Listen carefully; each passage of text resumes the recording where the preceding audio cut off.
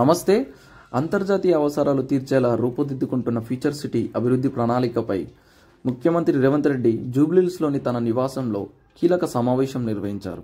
Airport నుంచి future సిటీకి రోడ్లు, మెట్రో రైల్ కనెక్టివిటీ అంశాలపై చర్చించారు.